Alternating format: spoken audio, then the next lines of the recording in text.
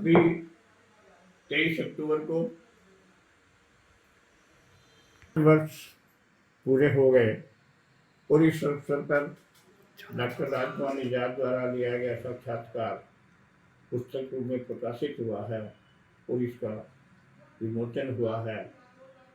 मैं इस बात का हर प्राकृतिक संसाधनों के विषय में जागरूक कर सकूं और यही मेरा अब शेष जीवन का संकल्प है, मिशन है कि अधिक से अधिक लोगों को मैं जागरूक कर सकूं, समझा सकूं कि देश हमारा तभी आगे बढ़े। रामायण मनका की तर्ज पर लिखा गया 108 पाइयाँ इसमें हैं। इससे पहले एक जल चालीसा लिखा गया, इसकी अब तक 75,000 कापियाँ बढ़ चुकी हैं। लगभग 3012 में हुआ था। इसकी वीडियो ऑडियो अनेक स्थानों पर उपलब्ध है। सोशल मीडिया के जितने भी पानी बर्बाद नहीं जाएगा, इसमें एक संदेश है। अंतिम पैरा है, नूर जल बचाओ अभियान की मन में लिए उमंग, आओ सब मिलकर चले रमेश गोयल के संग, रमेश गोयल के संग, रमेश गोयल के संग।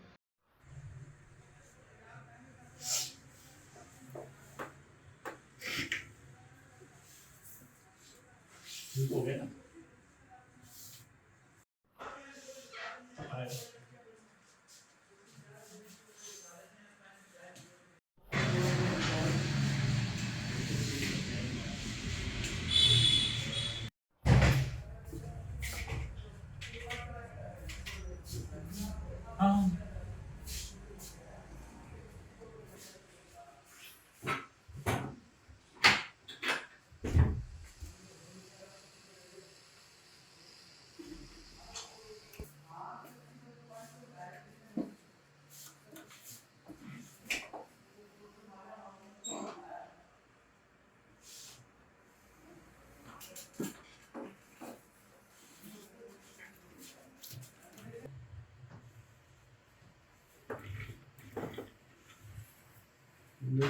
ये वाला है जो पंजाब में एक बहुत बड़ा नाम है।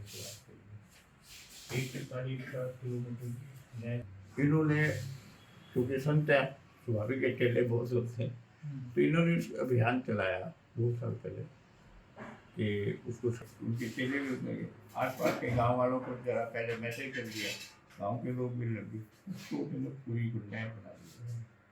उसकी वजह से ये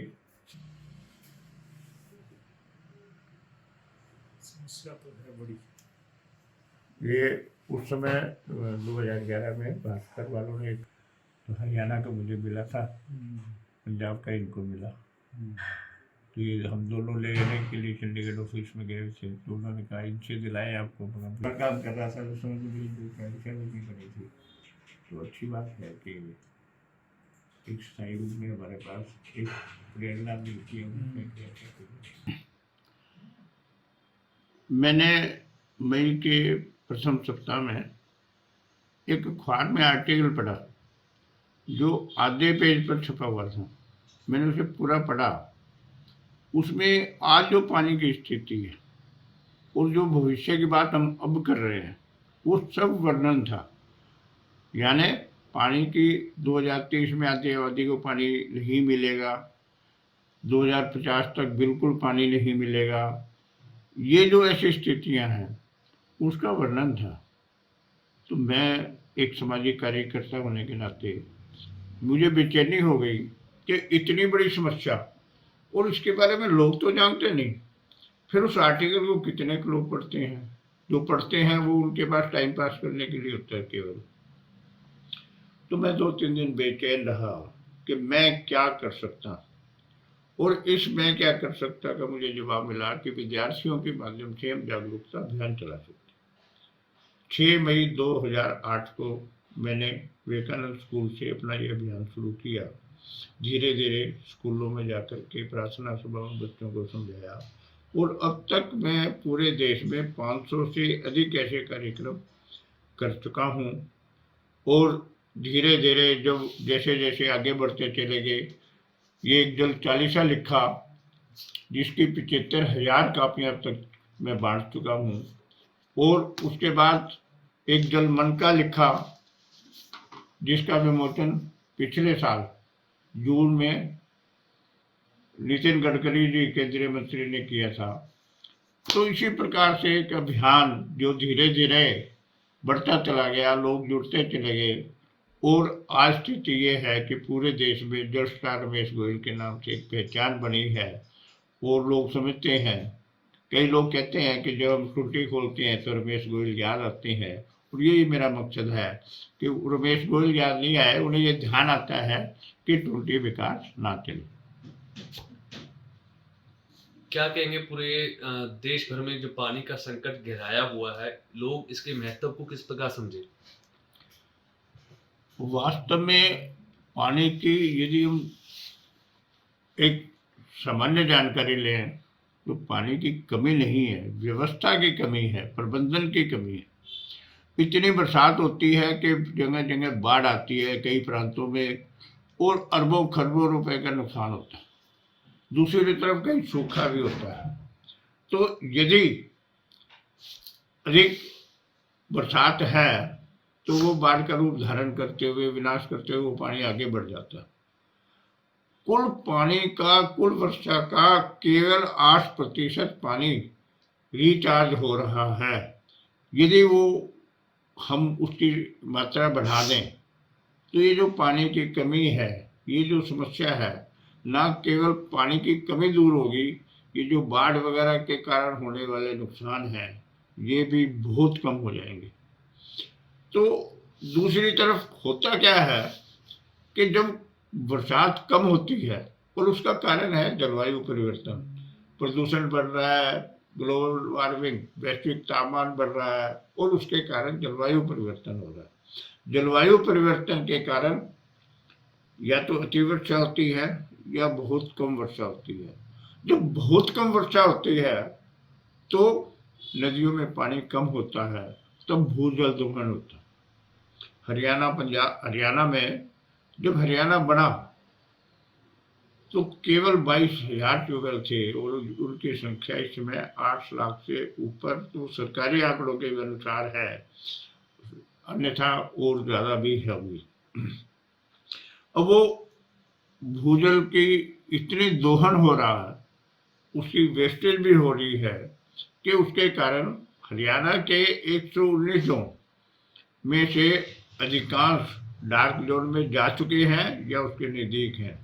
पूरे देश के 5723 जल ब्लॉक हैं, उनमें से 60% से ज़्यादा डार्क जोन में जा चुके हैं। तो ये स्थिति अप्रबंधन के कारण है। ये ठीक है कि वर्तमान सरकार ने जल शक्ति मंत्रालय बना करके उस समस्या को गंभीरता से लिया है, प्रयासरत है कि समस्या बढ़ने के बजाय कम हो जाए, लेकिन जितना काम फील्ड में होना चाहिए, अधिकारियों को करना चाहिए, उतना नहीं होता है। और एक बड़ी बात ये है कि संयुक्त राष्ट्र के एक सर्वे रिपोर्ट के अनुसार भारत भूजल दोहन में, भूजल को उपयोग करने में दुनिया में सबसे आगे है। यानी भूजल का दोहन भारत में सबसे अधिक प्रतिशत में होता है। अब इस भूजल को हम जो कम कर सकते हैं वो अधिक क्यों होता है? अभी देखिए, बड़ी छोटी छोटी सी बातें होती हैं जिस पर चिंतन करने की आवश्यकता होती है। ट्यूबवेल का अधिकतम उपयोग खेती के लिए किया जाता है। सरकार उन्हें बिजली मुफ्त दे रही है, या इतने कहीं कहीं बिल्कुल नगण्य रेट पर बिजली मिलती है जिसकी वो परवाह नहीं करते। एक किसान जिसके पास मान लो 20 एकड़ जगह है, वो ट्यूबवेल को चलाएगा। अब 5,000 लीटर पानी की आवश्यकता है, लेकिन वो चला करके और अपने और काम में लग जाएगा। मान लो 20,000, 15,000, 20,000 लीटर भी पानी का वहाँ दोहन हो गया, उसे कोई परवाह नहीं होती। सरकार ने अटल भूजल योजना लागू की है। मुझे हरियाणा सरकार ने उसके लिए राज्य स्तर पर सलाहकार भी मनोनीत किया है। मैं बताता हूँ लोगों को कि ये समस्या सरकार की पैदा की हुई नहीं है, तुम्हारी है, तुम्हारी लापरवाही की वजह से हो रही है। अब जब पानी नीचे जाता है तो उन लोगों को और नया पाइप लगा करके, नया बोर करा करके और उसको बढ़ाना पड़ता है, खर्चा होता है। तो उन्हें समझाते हैं कि तुम इसका रिवर्स गेयर चालू करके और वर्षा जल को उसमें रिचार्ज में लगा सकते हैं। उससे तुम्हारा पानी का जो क्वालिटी है वो भी अच्छी हो जाएगी, और साथ में जो तुम्हें बार बार पाइप लगाना पड़ता है वो नहीं लगाना पड़ेगा। लेकिन लोग इसे सरकारी समस्या समझ रहे हैं। अब तक ये उनकी भूल है। हालांकि मैं बहुत बार बहुत गांव में फील्ड में गया हूँ, इरिगेशन विभाग के, सिंचाई विभाग के अधिकारियों के साथ भी गया हूँ। उन्हें समझाने का प्रयास करते हैं कि समस्या सरकार की या अधिकारियों की नहीं है, पैदा भी आपने किया और इसका हल भी आप करेंगे। हल कैसे होगा ये समझाने के लिए आपके बीच में आते हैं। तो इस प्रकार से पानी की एक बड़ी समस्या दिन प्रतिदिन सुधरने के बजाय बढ़ती जा रही है। और उसका एक कारण ये भी है कि जितनी समस्या कम करते हैं उतनी आबादी बढ़ जाती है और वो समस्या वो कम होने के बजाय बढ़ती जा रही है। अभी हरियाणा और पंजाब चावल के मामले में लगभग 50% पूरे देश का यहाँ उगाया जाता है, और हर व्यक्ति जानता है जो इस क्षेत्र से जुड़ा है कि धान की उपज के लिए बहुत अधिक पानी की आवश्यकता होती है। सरकार उसमें नई तकनीक के द्वारा धान उगाने के लिए प्रोत्साहित कर रही है। उसमें पानी की खपत कुछ कम होती है, समय और धन भी कम लगता है, लेकिन लोग उस परंपराओं को जो सदियों से ढोए जा रहे हैं उसको छोड़ने को तैयार नहीं होते। इसी प्रकार से पूरे देश का लगभग 85% गेहूं यहाँ उत्पादित होता है। गेहूं में सामान्य रूप में प्रत्यक्ष रूप में ऐसा नहीं लगता कि पानी की बहुत आवश्यकता है, लेकिन गेहूं में भी पानी की बहुत आवश्यकता होती है। और आवश्यकता से अधिक खर्च करके हमारे किसान भाई अज्ञानता के कारण या लापरवाही के कारण पानी का दोहन बहुत करते हैं।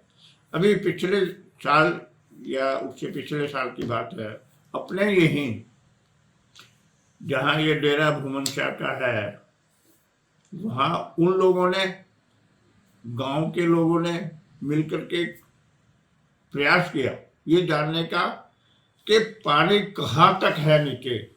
तो क्या पता लगा कि 500 फुट के बाद पानी नहीं है। वो 1000 फुट तक नीचे चले गए, आगे उन्हें पानी नहीं मिला।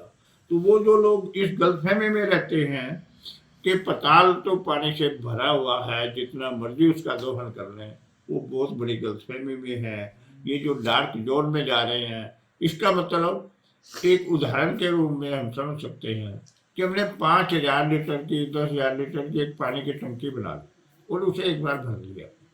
अब उसमें से हम निकालते ही जाए और डाले नहीं तो पानी एक दिन खत्म हो जाएगा। इवन यहाँ तक कि यदि हम उसे थोड़ा सा हल्की सी टूटी से खोल के पानी निकालना शुरू कर दें तब भी वो एक दिन खत्म हो जाएगा। यही स्थिति पताल की बनी हुई है कि लोग उसमें से निकाले जा रहे हैं लेकिन वर्षा जल को उसमें डाल नहीं रहे हैं। जबकि यदि वर्षा जल को उसमें डालेंगे तो पानी की कमी दूर हो जाएगी, हमारा जो भंडार कम होता जा रहा है वो भर जाएगा। और अधिक वर्षा के कारण बाढ़ के रूप में जो नुकसान होते हैं, विकास किया विकसित क्षेत्र भी विकासशील बन जाते हैं, खरबों अरबों का नुकसान होता है, व्यक्तियों को परेशानी होती है, कई बार बहुत से लोगों की मौत भी हो जाती है। तो ऐसी ये सब बलाएं जो हैं, आपदाएं जो हैं, वो कम हो जाएंगी। इसी तरह से हम ये कह सकते हैं कि अटल भूजल योजना सरकार ने केवल इस बात के लिए ही तैयार की है कि भूजल बढ़े। अब बरसात का, जैसे हमारे प्रधानमंत्री मोदी जी ने एक स्लोगन दिया, catch the rain when it fall where it fall. वर्षा जल जहां भी गिरे, जब भी गिरे, उसे संग्रहित करें। तो इसका सबसे बड़ा साधन है रेन वाटर हार्वेस्टिंग सिस्टम। अब ये जहाँ लगाना चाहिए, जैसे अभी मैंने कहा कि ट्यूबवेल वाले रिवर्स गेयर लगा करके उसमें, और उनका कोई उसके लिए खर्चा विशेष होता नहीं है, केवल समझदारी की जरूरत है। वो अपने ट्यूबवेल के पानी को बढ़ा सकते हैं। इसी प्रकार से जहाँ बड़े बड़े भवन हैं, उन लोगों को जहाँ लगाना जरूरी है वो भी नहीं लगाते। वहाँ से इस तरह से यदि हम ये रिचार्जिंग बढ़ा दें तो पानी की कमी को दूर किया जा सकता है। और उसका अगला साधन है संग्रहित करने का तालाब। अकेले उत्तर प्रदेश में कई लाख तालाब थे। अभी 2007 में हरिद्वार में एक जल संसद हुआ, उसमें ये बात बताई गई कि तालाब बहुत बंद कर दिए, उन पर कब्जा कर लिया। और सुप्रीम कोर्ट ने एक आदेश दिया है कि जो तालाब पर किसी भी तरह का कब्जा हो, किसी भी तरह का, उसे ध्वस्त कर दिया जाए और वहाँ तालाब बनाया जाए। हरियाणा सरकार, पंजाब सरकार, अन्य सरकारें, भारत सरकार सब इस विषय में प्रयासरत है कि उन तालाबों को खोला जाए। तो यदि हम एक लास्ट में मैं आम आदमी के लिए एक संदेश दूंगा कि आप स्वयं बूंद बूंद से घट भरता है, इस बात को ध्यान में रखते हुए जब भी बरसात हो, तेज बरसात हो, तो अपने घर के खुले मुंह के बर्तन, टब, बाल्टी आदि उस खुले स्थान पर रख दें जहाँ तेज वर्षा का पानी गिर रहा है। तो उसमें जितना पानी इकट्ठा हो जाएगा, आपने मान लो 5-10 लीटर पानी भी इकट्ठा किया और हर आदमी ऐसा कर ले, तो एक शहर में लाखों लीटर पानी से इकट्ठा हो जाएगा। उतना ही पानी समझो हमने निर्माण कर लिया, क्योंकि मिल या फैक्ट्री में पानी नहीं बनाया जा सकता। और ये छोटे छोटे से प्रयास से हम शुरू कर दें, एक संकल्प करें कि पानी बर्बाद नहीं करेंगे, कभी टुल्टी खुली नहीं छोड़ेंगे बिना मतलब के, और दूसरे भूजल दोहन अधिक नहीं करेंगे। और दूसरा ये कि जितना जैसे भी संभव हो वर्षा जल को संग्रहित करेंगे। यदि हर व्यक्ति ये करना शुरू कर दे तो देश की ये समस्या खत्म हो जाएगी, कम होगी, धीरे धीरे खत्म भी हो जाएगी, क्योंकि हम आगे बढ़ते जाएंगे, एक से एक कड़ी दूसरी चले जाएगी। और यदि हम इसे नहीं करते तो आने वाली पीढ़ी कहेगी, काश हमारे बुजुर्गों ने धन संग्रहण के बजाय जल संग्रहण पर, प्राकृतिक संसाधनों के संग्रहण पर भी ध्यान दिया होता, तो हमारी ये जिंदगी इस प्रकार से खराब ना होती, इस प्रकार से असुविधापूर्ण ना होती।